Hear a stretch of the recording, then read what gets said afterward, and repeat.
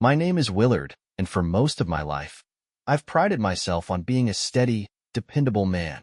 I thought my marriage to Agatha was built on the same foundation, solid, unwavering, and unshakable. But it turns out, even the strongest-looking walls can hide cracks beneath the surface, and sometimes, those cracks are invisible until it's too late. Agatha and I have been married for 9 years. We don't have children, and we've always lived a quiet, comfortable life in our little corner of the world. She's always been the lively one, the kind of person who can hold a room's attention effortlessly. I admired that about her. In many ways, I felt lucky to have her. But over the last few months, something began to shift between us, and I couldn't quite put my finger on what it was. At first, it was subtle. Agatha seemed distracted.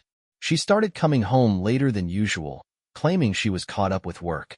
She'd laugh at her phone, quickly locking the screen when I glanced over. Her tone became short, almost impatient when we talked. When I asked her what was going on, she'd brush it off, saying, "You're imagining things, Willard. I'm just stressed." I tried to believe her, but that feeling in the pit of my stomach kept growing. It's strange how you can live with someone for years, and then one day, they feel like a stranger. The distance between us wasn't just emotional, it was physical. She stopped reaching for my hand, stopped leaning into me when we sat on the couch, and stopped laughing at my jokes. I blamed myself. Maybe I hadn't been paying enough attention to her. Maybe I'd been too wrapped up in work. So, I tried harder. I planned small surprises, left little notes for her around the house, and made dinner reservations at her favorite restaurant. But no matter what I did, it was like throwing pebbles into a void. She didn't seem angry, just indifferent. Then came the moment that changed everything. It was a quiet Tuesday evening. Agatha was sitting on the couch, scrolling through her phone, her face illuminated by the screen. I was at the kitchen table, flipping through some work documents, but I couldn't focus. The air between us felt heavy, like we were sharing the same space but living in entirely different worlds. "Agatha," I said, breaking the silence. She looked up, startled. "Can we talk?"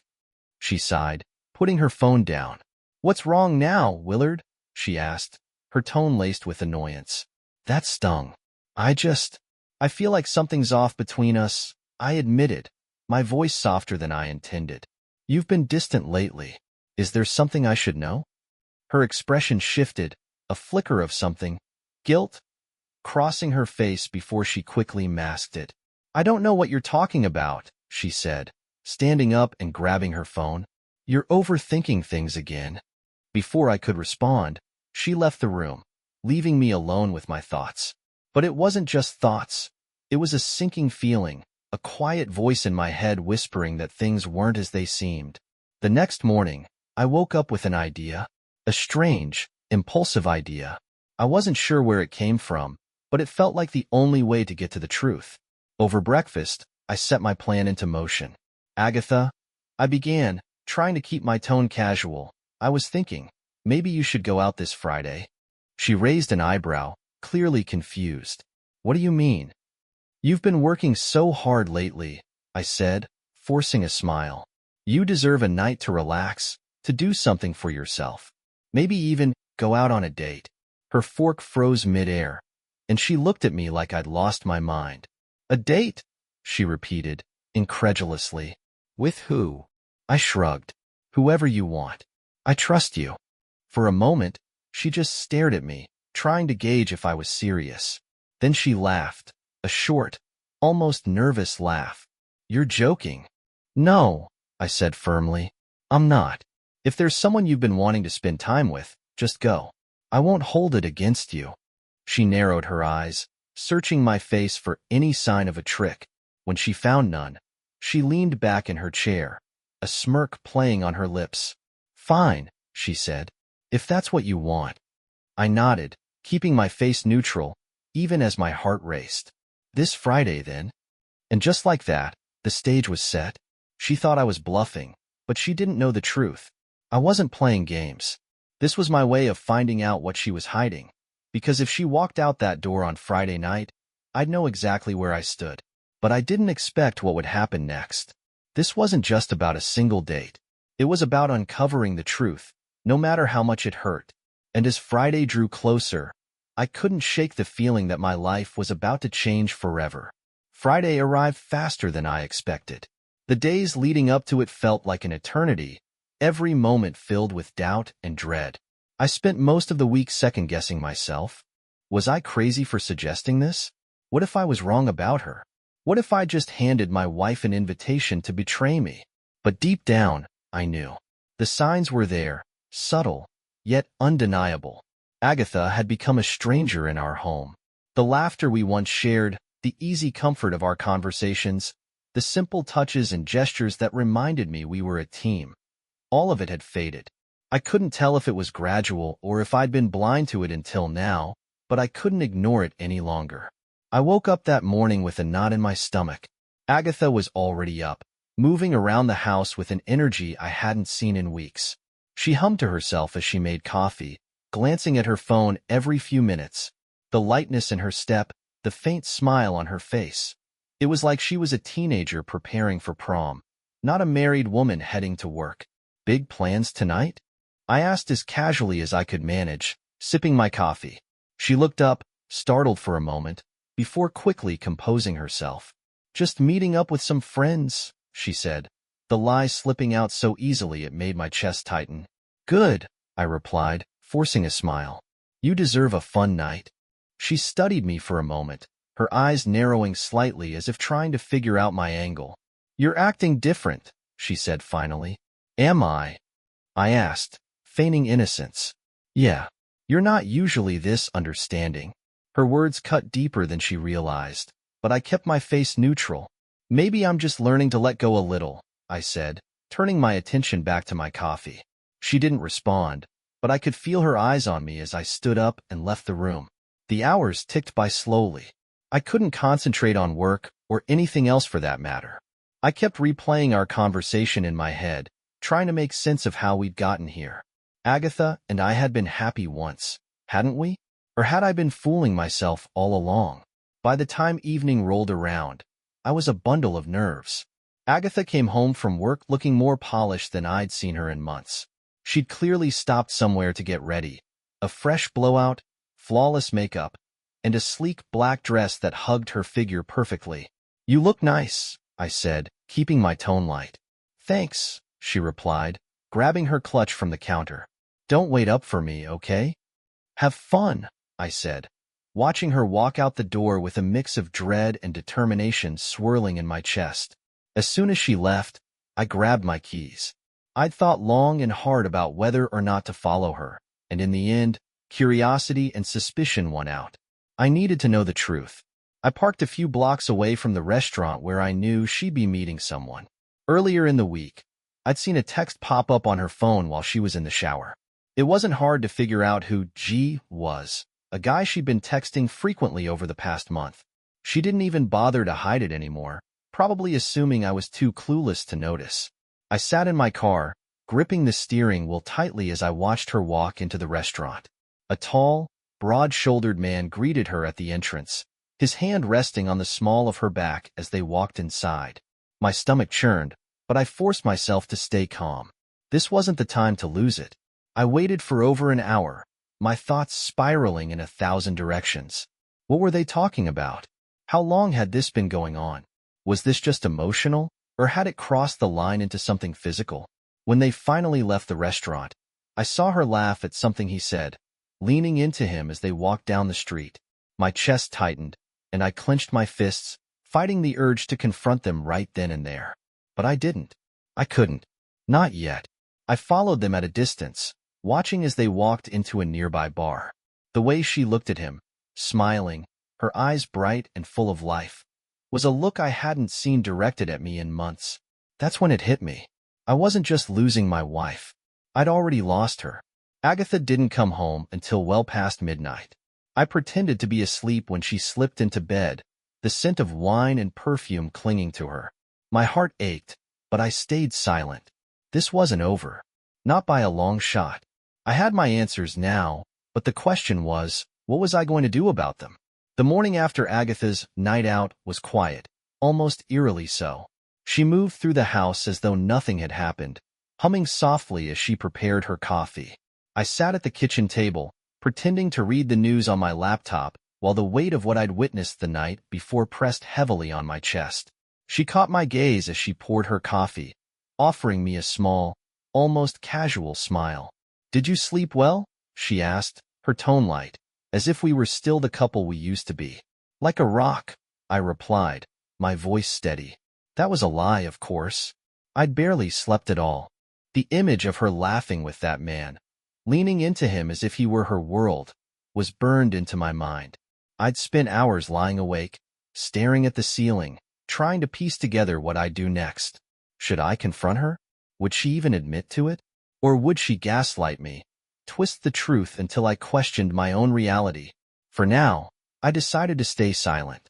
I needed more clarity, more evidence, more understanding of just how far this had gone. The days that followed were some of the hardest of my life. Every interaction with Agatha felt like a performance, like we were both playing roles in a play neither of us wanted to be in. She acted as though everything was normal, cooking dinner, asking about my day, even laughing at my attempts at humor. But I could see through it. There was a distance in her eyes, a flicker of guilt she tried to mask with forced smiles. Meanwhile, I was struggling to keep my emotions in check.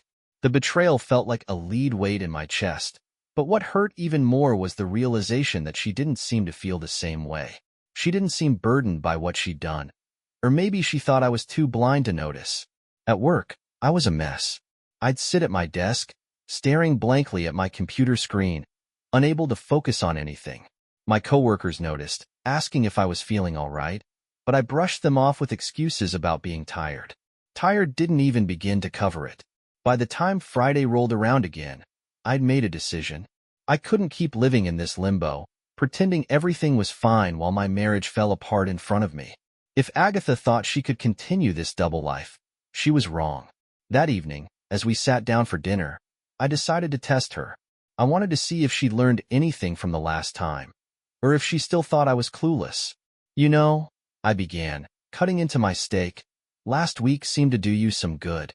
You came home looking refreshed."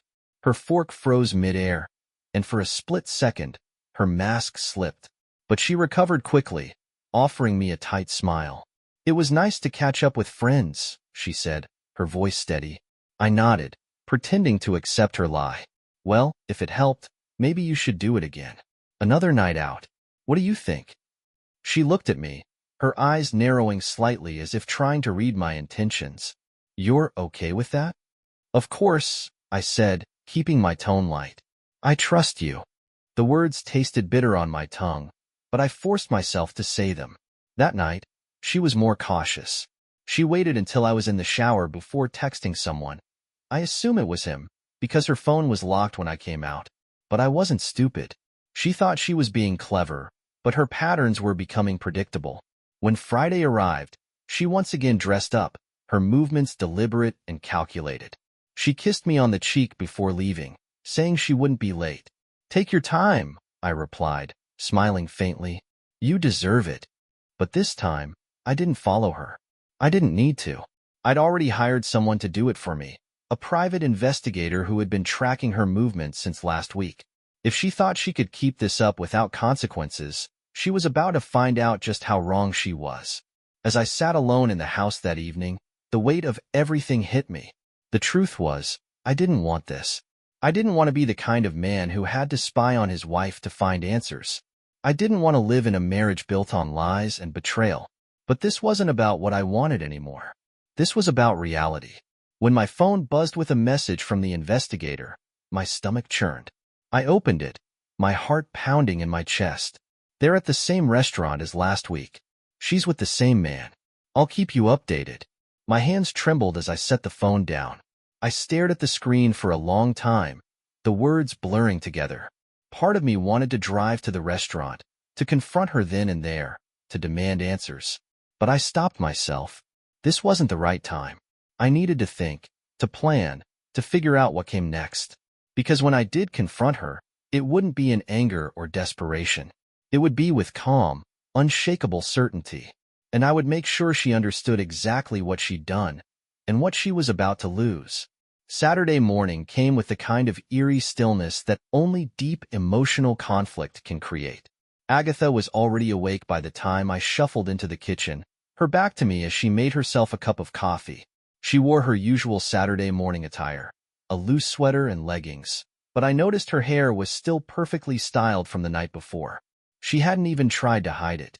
"Morning," I muttered, grabbing a mug from the cupboard. "Good morning," she replied, her voice light, almost cheerful. I studied her as she moved around the kitchen, humming softly to herself. She seemed at ease, as if the betrayal of the night before hadn't weighed on her conscience at all. It was almost impressive, the way she could compartmentalize, but it also made my stomach turn. How long had she been doing this? How long had I been the fool? "So, how was your night?" I asked, keeping my tone casual. She didn't even flinch. "It was nice," she said, pouring cream into her coffee. "Just caught up with some friends. You know, the usual." The lie slipped out so smoothly that it made my chest tighten. I forced a smile and nodded, sipping my coffee to hide the bitter taste of betrayal that was building inside me. "That's good," I said, keeping my voice even. "You deserve some time to yourself." Her eyes flicked to me, narrowing slightly, as if she wasn't sure whether or not I meant it. But she didn't press further. Instead, she grabbed her mug and headed toward the living room, leaving me alone with my thoughts. The rest of the weekend passed in a haze of small talk and forced smiles. Agatha acted as though everything was normal, while I tried to keep myself from falling apart. The investigator had sent me a detailed report of her evening, photos, timestamps, and a summary of her interactions with him. The man she'd been seeing was named Greg, and he wasn't just some random fling. He was someone she'd met months ago at a networking event, and their friendship had apparently blossomed into something much more. Every time I looked at her, I felt a knot of anger and sadness tighten in my chest. How could she do this? How could she look me in the eye and pretend that everything was fine? By Sunday night, I knew I couldn't keep this up much longer. The silence was eating away at me, and the weight of what I knew was too much to carry alone. On Monday morning, I woke up with a plan. If Agatha wanted to keep playing this game, I was going to play it too, but on my terms. At breakfast, I brought it up again. "You know," I said, casually buttering my toast, "I've been thinking. You seem so happy after your night out. Maybe we should make this a regular thing." She froze mid-sip, her eyes darting to me over the rim of her mug. "A regular thing?" she asked, her tone cautious. "Yeah," I said, smiling. "Why not? If it makes you happy, I'm all for it. In fact, why don't we set something up for this Friday? You could go out again, no questions asked." She stared at me, clearly trying to figure out my angle. "You're serious?" "Of course," I said, keeping my voice light. "I just want you to be happy, Agatha. That's all I've ever wanted." Her expression softened for a moment, and for the briefest second, I thought I saw a flicker of guilt. But then she nodded, a small smile playing on her lips. "All right," she said, "if you're sure." "Oh, I'm sure," I replied, the words heavier than she realized. The week crawled by, every day feeling longer than the last. I kept my distance from Agatha, avoiding unnecessary conversations or interactions. She seemed to notice but didn't push. Maybe she was too wrapped up in whatever fantasy she'd built with Greg to care. By the time Friday arrived, I was ready. I'd spent the week preparing, mentally and emotionally, for what I knew was coming. This wasn't just about catching her in the act anymore. It was about taking back control of my life, about reclaiming the pieces of myself that her betrayal had shattered. That evening, she dressed up again, just as she had the last 2 times. She looked stunning, of course, but all I could see was the betrayal lurking behind her smile. "You look beautiful," I said, my voice steady. She smiled, and for a moment, it almost felt genuine. "Thank you," she said softly. "Have a good time tonight," I added, watching her closely. "I will," she replied, grabbing her purse and heading for the door. As soon as she was gone, I grabbed my phone. The investigator was already on the move, trailing her as she met up with Greg. This time, I wasn't going to wait around at home. I wanted to see it for myself. When I arrived at the restaurant, I parked my car a block away and walked to a spot where I could see through the large glass windows. There they were, sitting at a small table near the corner, laughing and leaning toward each other like a couple of teenagers. My heart ached as I watched them, but I forced myself to stay calm. This wasn't the time for anger or confrontation. This was the time for clarity, for understanding exactly how far she was willing to take this. I stayed for almost an hour, watching as they ate, laughed, and shared a bottle of wine. When they finally left, I followed them at a distance, my chest tightening with every step. They didn't go to a bar this time. Instead, they headed to his car, parked a few blocks away. I watched as they stood by the car, talking and laughing, until he leaned in and kissed her. It wasn't just a quick kiss. It was long, deliberate, and full of passion. The kind of kiss that left no room for doubt about what their relationship had become. My breath caught in my throat as I stood there, frozen in place. This was it. The confirmation I'd been dreading but knew was inevitable. As they drove off together, I turned and walked back to my car, the weight of the truth pressing down on me like never before. This wasn't just about her betrayal anymore. This was about what came next. The weekend after I followed Agatha and Greg was one of the longest of my life. Every word out of her mouth felt hollow, every smile forced. But the worst part? She had no idea I knew. She still looked at me like I was the oblivious husband, too blind to see the cracks in our marriage. I kept replaying the kiss in my mind. It wasn't just the betrayal. It was how comfortable she looked, how easy it seemed for her to step out of our life and into his. That realization made my decision clear. I couldn't let this continue, but I also couldn't confront her without a plan. Sunday night, as we sat on the couch watching TV, I decided to push her just a little. "You seemed pretty happy this weekend," I said, keeping my tone light. She glanced at me, her expression unreadable. "What do you mean?" "I don't know," I said with a shrug. "You just seem lighter, I guess. Like a weight's been lifted." She hesitated, her fingers playing with the hem of her sweater. "Well, I guess I've been trying to focus on myself more," she said cautiously. It was such a carefully chosen answer that it made my stomach turn. "I think that's great," I said, forcing a smile. "You deserve it." She gave me a small smile in return, but it didn't reach her eyes. Monday morning, I decided it was time to put my plan into action. I reached out to the private investigator and asked him to compile everything. Every photo, every report, every detail about her meetings with Greg. I didn't want to confront her until I had everything in my hands. By Tuesday, the file was ready.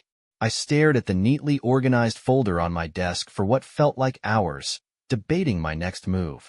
But no matter how I looked at it, the truth was clear. Agatha wasn't the person I thought she was. That evening, when she came home, I tried to act normal, but it was getting harder to keep up the charade. She noticed. "You okay?" she asked as she set her bag down.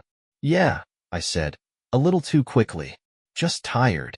She studied me for a moment, but she didn't press. "Maybe you should get some rest," she said, her tone unusually soft. I nodded, but I didn't go to bed. Instead, I stayed up late, sitting in the dim light of the living room, flipping through the investigator's photos. Each one felt like a dagger to the heart, but I couldn't look away. Friday came around again, and for the first time in weeks, Agatha didn't dress up or make plans. Instead, she stayed home, scrolling through her phone and occasionally glancing at me like she wanted to say something. "You're quiet tonight," I said, breaking the silence. She shrugged. "Just tired, I guess." It was a lie, and we both knew it. "You know," I said carefully, "I think we should have a talk. About us." Her head snapped up, and for the first time, I saw genuine fear in her eyes. "What do you mean?" I took a deep breath, trying to steady my voice. "I think there's a lot we've been avoiding, and I think it's time to stop pretending everything's okay." She stared at me, her face pale, her hands gripping the edge of the couch cushion. For a moment, she looked like she might confess, like the weight of her lies was finally too much to carry. But then she shook her head. "Willard, you're overthinking things again," she said, her voice shaky. "Everything's fine."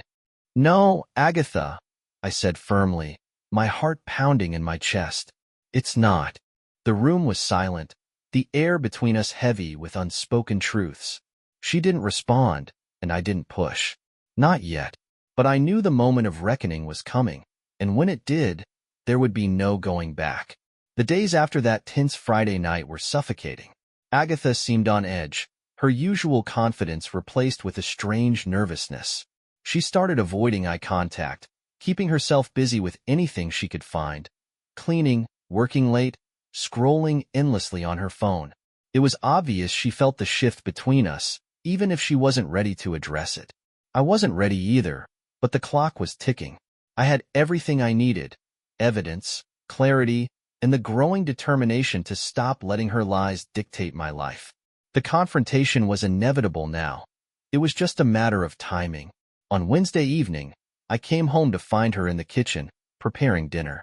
The smell of garlic and herbs filled the air, a stark contrast to the tension that lingered between us. She glanced up as I walked in, offering me a strained smile. "You're home early," she said, her voice a little too bright. "Yeah, slow day at work," I replied, setting my bag down.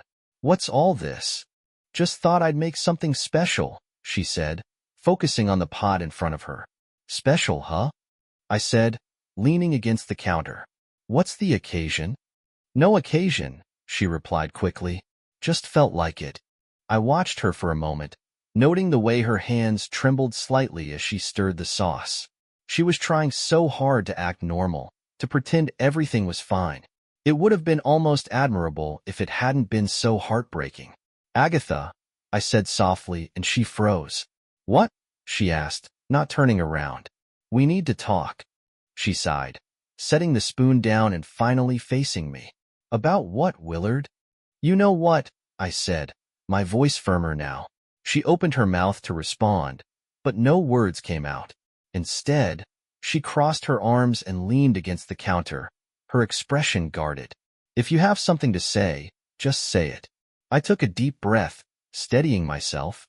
"I know about Greg." Her reaction was immediate, a sharp intake of breath, her eyes widening in shock. For a split second, I saw the mask slip, the guilt and fear flashing across her face. But then she quickly recovered, her expression hardening. "I don't know what you're talking about," she said, her voice shaking. "Don't do that," I said, shaking my head. "Don't lie to me. I've seen the messages. I've seen the photos. I know what's been going on." Her face went pale, and she took a step back, as if the weight of my words had physically pushed her. "Willard, Stop," I interrupted, my voice louder than I intended. "Don't insult me by pretending there's an explanation that makes this okay. Just tell me the truth. How long has this been going on?" She stared at me, her mouth opening and closing like she was trying to find the right words. But there were no right words, and we both knew it. Finally, she sank into a chair, burying her face in her hands. "A few months," she whispered. The air seemed to leave the room. I felt like I'd been punched in the stomach, even though I'd already known the answer. Hearing her say it out loud made it real in a way that nothing else had. "Why?" I asked, my voice barely above a whisper. She looked up at me, tears streaming down her face. "I don't know," she said, her voice cracking. "It just happened. I didn't mean for it to go this far." I stared at her, disbelief and anger swirling inside me. "You didn't mean for it to go this far? You've been lying to me for months, sneaking around, meeting him behind my back. How could you do this to me? To us?" "I was unhappy," she said, her voice trembling. "I didn't feel connected to you anymore. I didn't know how to talk to you about it, and then Greg came along, and he made me feel alive again." Her words hit me like a slap to the face. I wanted to yell, to scream, to demand how she could blame this on me.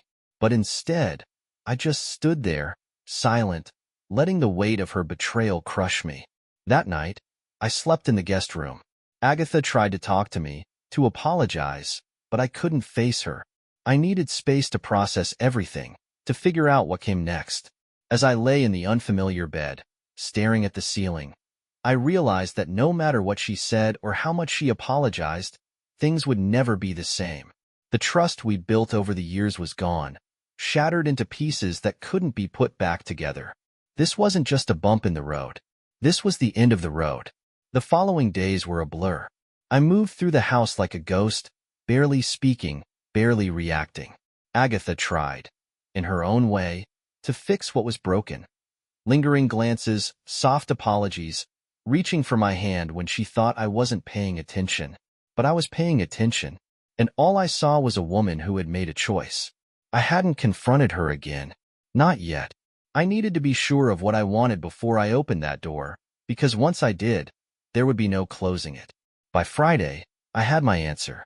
That evening, as I sat at the kitchen table staring at my untouched plate, Agatha walked in, hesitating in the doorway. "Willard," she started, her voice soft. "Can we talk?" I exhaled slowly, my hands tightening around my fork. "Go ahead." She took a deep breath and sat across from me. "I need you to know. I'm sorry. I don't expect you to forgive me overnight, but I held up a hand, stopping her. "Agatha," I said quietly, "do you love him?" Her lips parted, but no words came out.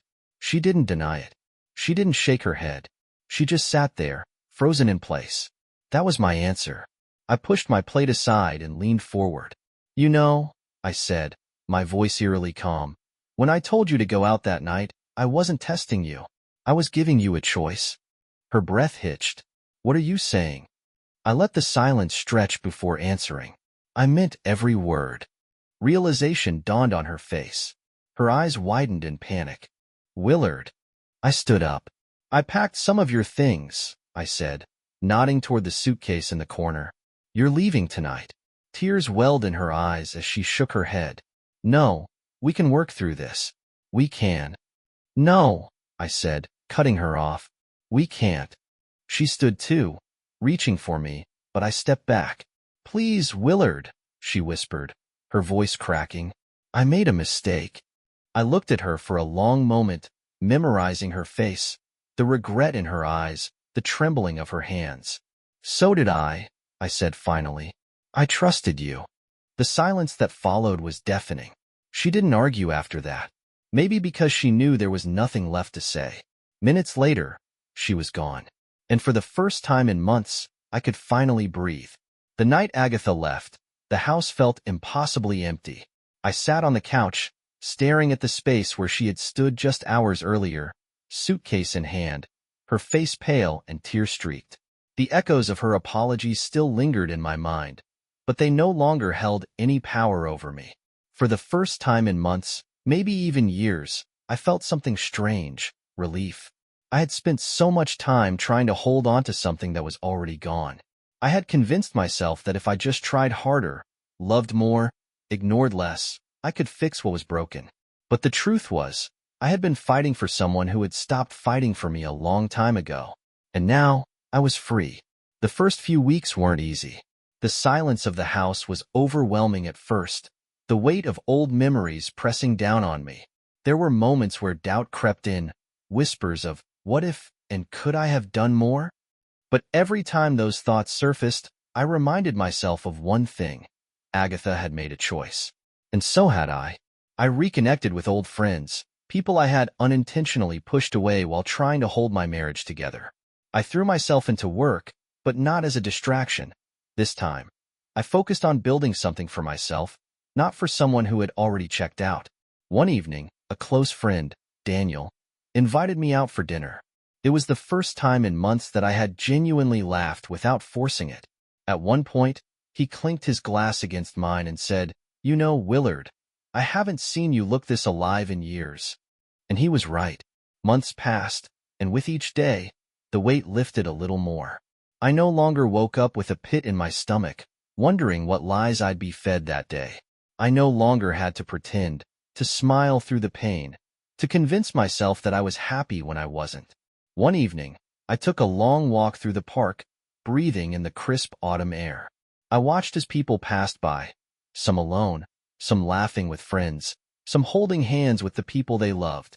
And for the first time, I wasn't bitter. I wasn't broken. I was just me. And that was enough.